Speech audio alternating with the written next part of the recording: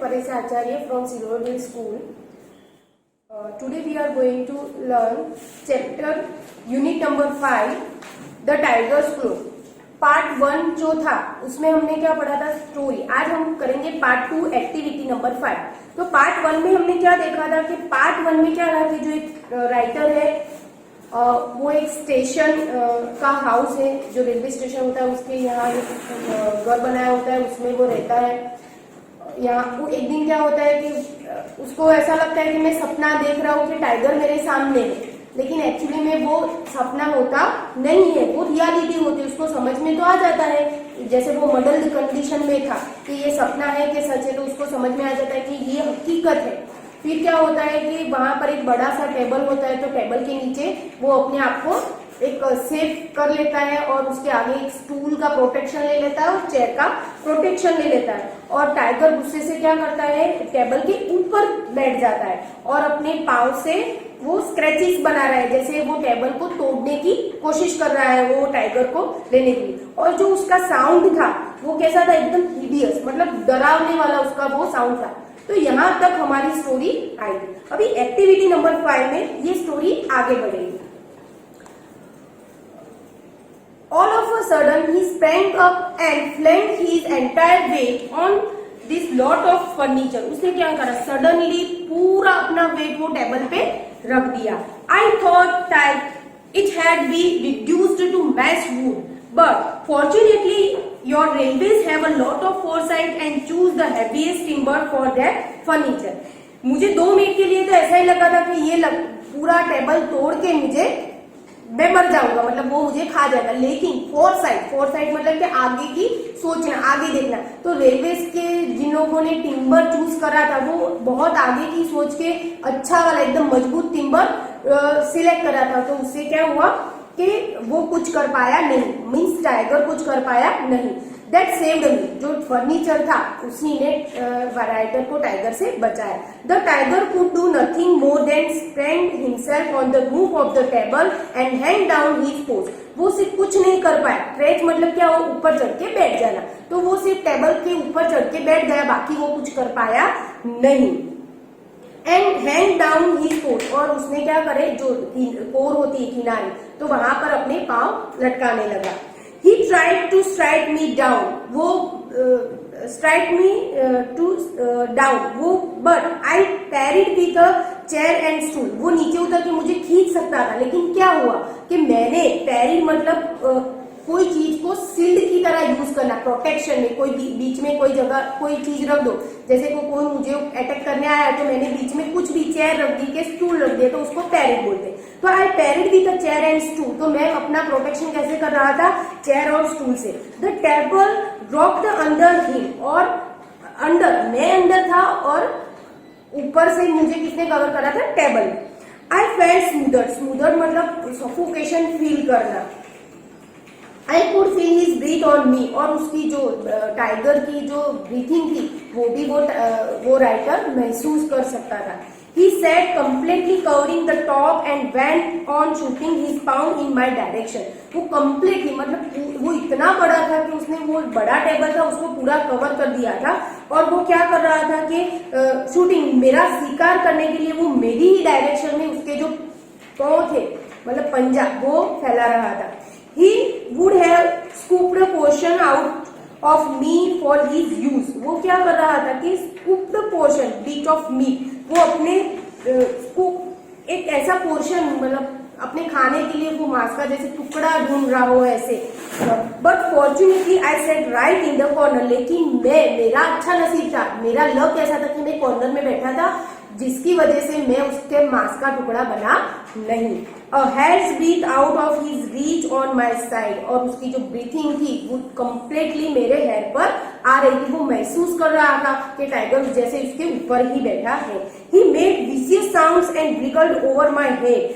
Vicious sound और wriggled मतलब vicious sound मतलब एकदम डरावना साउंड, हम डर जाए ऐसा साउंड. और wriggled मतलब क्या होना, छटपटाना. कोई चीज आपको चाहिए, सामने ही आपके पड़ी है लेकिन आप ले नहीं पा रहे.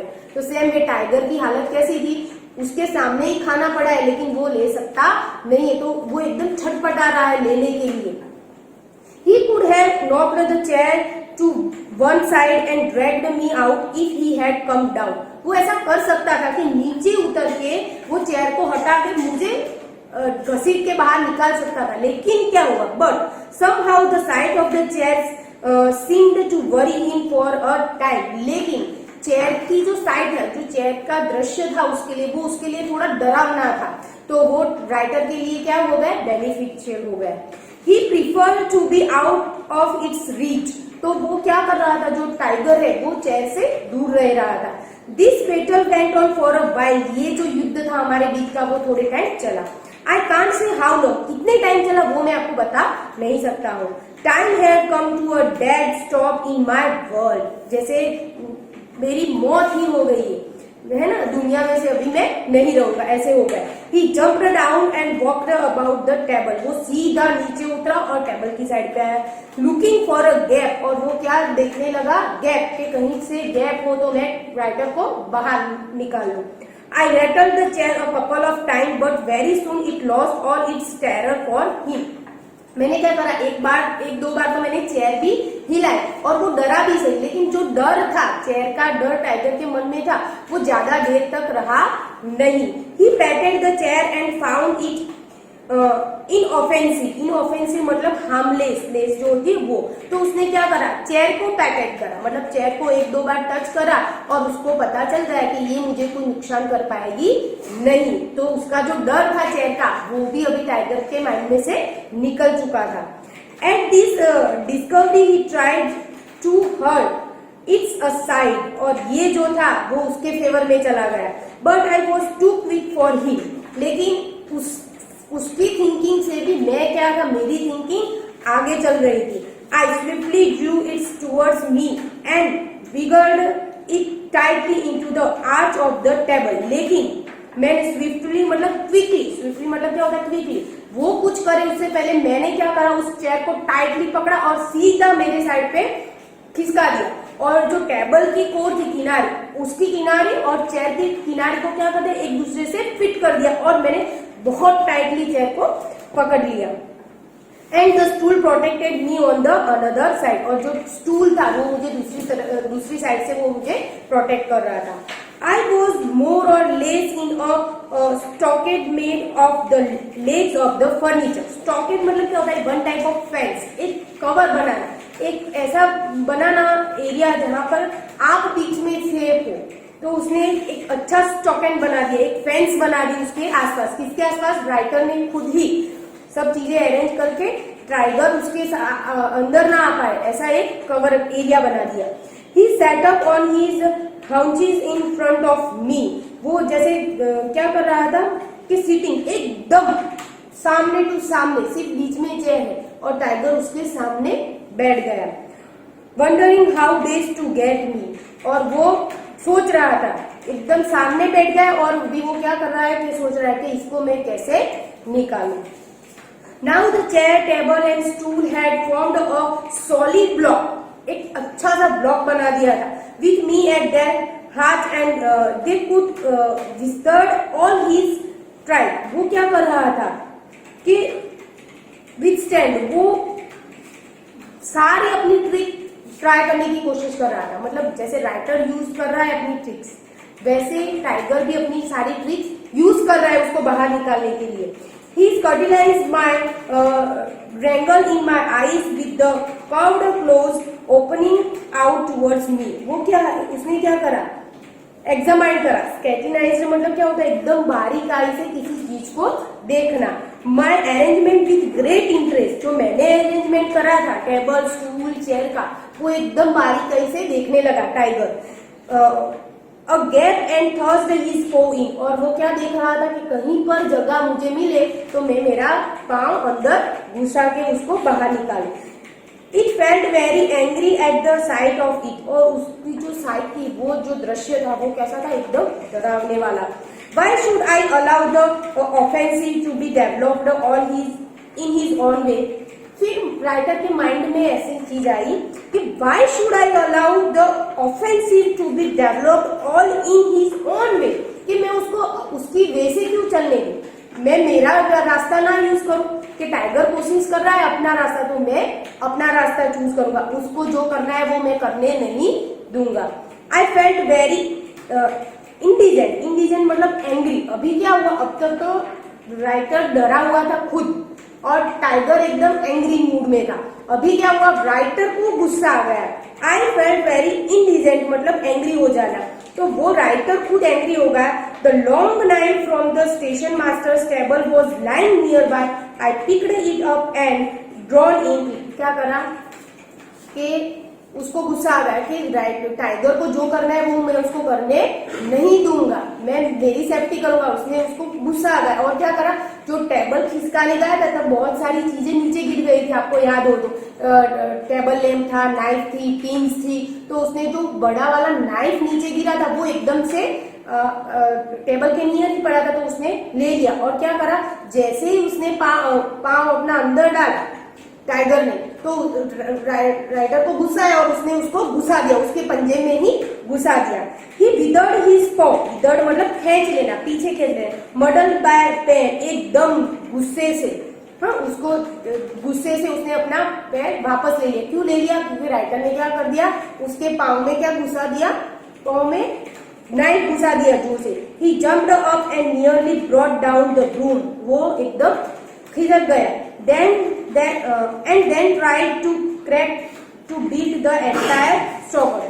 उसने क्या करा, फिर वो ट्राई करने लगा कि जो मैंने अरेंजमेंट की थी, अभी एक बार तो उसने अंदर करा तो राइटर ने उसको नाइफ घुसा दिया, तो अभी वो भी डर रहा है, तो उसने क्या करा, जो अरेंजमेंट थी वो तोड़ने की वो ट्राई करा है। ही डिड नॉट सक्सीड, लेकिन जो अरेंजमेंट था वो तोड़ नहीं पाया। ही वंस अगेन थ्रस्ट हिज पॉ इन, उसने क्या करा, दूसरी बार मतलब टाइगर ने दूसरी बार अपना पाँव अंदर डाला। I employed the knife to good purpose and cut off a digit with the claw on it, और मैंने क्या करा कि एम्प्लॉयड मतलब नाइफ को, जैसे अच्छा नाइफ का सबसे अच्छा यूज मैंने उस टाइम पे करा, जैसे कि उसने जितनी बार पाँव डाला उतनी बार मैंने उसका एक एक डिजिट में उसका क्लो था वो मैंने cut off digit with the claw on it, मैंने उसका क्लो जो था ने वो काट दिया। It was a fight to the finish between him and me, और जैसे फाइट हमारे दोनों में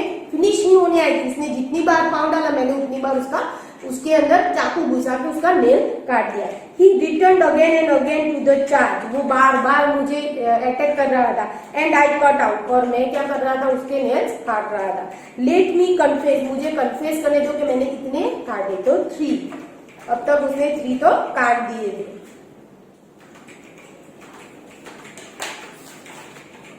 close before I had down with him, कि मैं उसके डाउन हो जाऊं उससे पहले तो मैंने उसके 3 नाखून तो काट दिए थे। I had become as bloodthirsty as he, और मैं भी अब तक तो कैसा हो गया था, जैसे वो खून का प्यासा हो गया था वैसे मैं भी उसकी तरह जानवर जैसे बन गया था, खून का प्यासा बन गया था, उसको मारने पर ही आ गया था। This close mounted on gold, जो ये क्लोज उसने काटे थे वो क्या है, गोल्ड में बिल्ड कराए हुए हैं। And hanging around the necks of my daughters, और वो आज भी मेरी डॉटर के गले में वो झूल रहे हैं। You can come and see that, आप आओ और देखो। If you like some time, अगर आपको देखना है तो आप कोई दिन आओ, और आज भी मेरी डॉटर के गले में वो सारे जो नेल्स है टाइगर के वो झूल रहे हैं। तो इस स्टोरी से हमें क्या सीख मिलती है, तो देखो इस स्टोरी से हमें ये तो पक्की सीख मिलती है कि कोई भी पोजीशन आए हमारे सामने, तो अगर आप उसका सामना करोगे तो आप डेफिनेटली एटलीस्ट ट्राई तो हमें करना ही चाहिए सामने वाली चीज को हराने के लिए। देखो आगे भी हमें बहुत 2-3 कंडीशन दी थी कि स्नेक आ जाए, कि रेट आ जाए, है ना, कॉकरोचेस है, चोर है, तो थीफ आ जाए। तो ऐसी पोजीशन मैं ऐसा नहीं सोच रही हूँ कि सबके लाइफ में सब प्रकार की ऐसी कंडीशन आए, लेकिन कई बार आ जाती है ना। 3 प्रकार के वॉर होते हैं, man to man, man to nature, है ना, तो हमें फाइट देनी पड़ती है, मैन टू एनिमल।